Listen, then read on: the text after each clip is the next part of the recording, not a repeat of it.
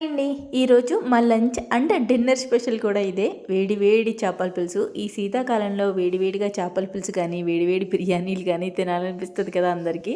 నాకైతే మా నాయనమ్మ చేసిన చేపల పులుసు అంటే చాలా ఇష్టం. ఆహా తిన్నామంటే అద్దరిపోతుంది అనమాట. నాకైతే అంత పర్ఫెక్ట్గా కుదరదండి. ఒకసారి కుదిరితే ఒకసారి కుదరదు. చేపల పులుసు ఏంటో తెలియదు కానీ అలా అని మరీ బాగోకుండా ఉండదు. నాట్ బ్యాడ్, తినొచ్చనమాట. ఇంకా చేపల పులుసు అయితే ఉడికిపోయింది. నేనైతే కొన్ని కూరగాయలు ఉంటే అవన్నీ సర్దేసుకొని భోజనం కూడా చేసేసాను. భోజనం చేసేసిన తర్వాత నిన్న నైట్ 11 వరకు పడుకోకుండా మడత పెట్టిన బట్టలు అయితే ఉన్నాయి. అవన్నీ ఎక్కడక్కడ సర్దేసుకున్నానండి. ఇంకా సర్దేసుకొని బెడ్షీట్ వేసేసుకుని మంచం మీద ఇంకా మిషన్కి సంబంధించిన బట్టలు అయితే ఉన్నాయన్నమాట. ఇవి కూడా సర్దేసుకుని వేడివేడిగా టీ అయితే పెట్టుకుని తాగేసాను అనమాట. ఇంకా టీ తాగామంటే కొంచెం రిలాక్స్ అవుతుంది ప్రాణం.